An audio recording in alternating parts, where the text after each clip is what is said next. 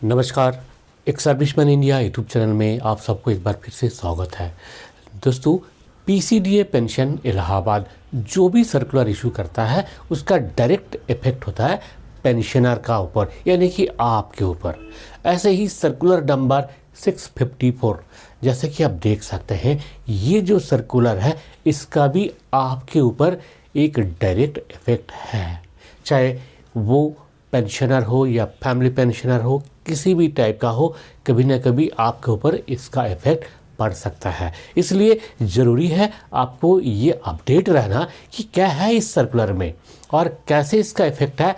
इसका कोई अगर बेनिफिट है तो उसको कैसे आप उस बेनिफिट को ले सकते हैं। सो दोस्तों, अब ये जो सर्कुलर है, इस सर्कुलर को आप देख सकते हैं जो कि इंग्लिश में है, और यही सर्कुलर हिंदी में भी मिल जाएगा आपको हमारा जो वेबसाइट है। जैसे कि आप देख सकते हैं, ये पीसीडीए पेंशन इलाहाबाद का ही सर्कुलर, जिसका हिंदी वर्जन है। हमारा ये वेबसाइट है esminfoclub.com। इसमें दोस्तों, अब आसान सा सरल सा लैंग्वेज में इसका जो एक्सट्रैक्ट है वो आपको एक बार बता देते हैं।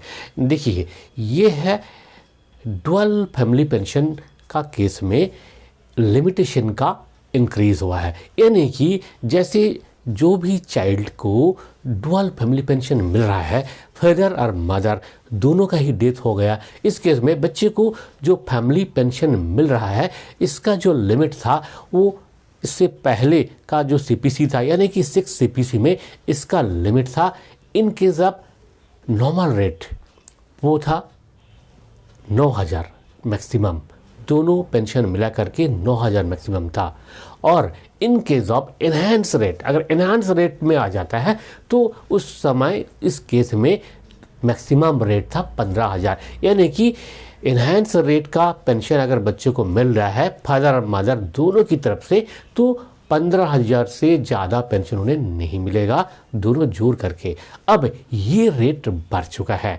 यही एक जो सर्कुलर है, इस सर्कुलर के तहत बताया गया कि ये जो रेट इस प्रकार से रिवाइज हुआ। जैसे कि आप देख सकते हैं कि regulation 72 of pension regulations for the army 2008 part 1, इसका जो रेगुलेशन नंबर 72 है उसमें क्लियरली लिखा हुआ है कि B1 में मैक्सिमम लिमिट है 9,000 एंड B2 में, यानी कि एनहांस रेट में मैक्सिमम लिमिट है 15,000। अब ये जो प्रोविज़न है ये रिवाइज हो चुका है due to implementation of 7 CPC. तो ये जो लेटर है, अब जैसे कि देख सकते हैं 7 दिसंबर 2021 को ये सर्कुलर जारी किया गया, और इस सर्कुलर के तहत ये बताया गया ये लिमिट बढ़ करके अब हो गया in case of ordinary family pension normal rate जो है वो है 75,000। पहले था 9,000, वो अब बढ़ करके हो गया 75,000, 75,000 हो गया।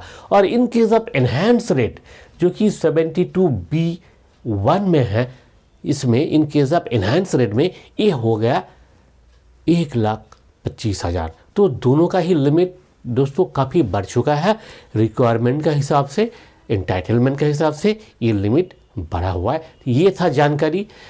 इसी तरह का छोटी बड़ी हर तरह का जो भी जानकारी हमें मिलता है पेंशन का रिलेटेड, पेंशनर का रिलेटेड, या सबके लिए हर तरह का छोटी बड़ी जानकारी हम आपको देते रहते हैं हमारे इस चैनल के द्वारा। और भी बहुत सारे वेलफेयर रिलेटेड आर्टिकल आपको मिल जाएगा पढ़ने के लिए। हमारा ये वेबसाइट है esminfoclub.com।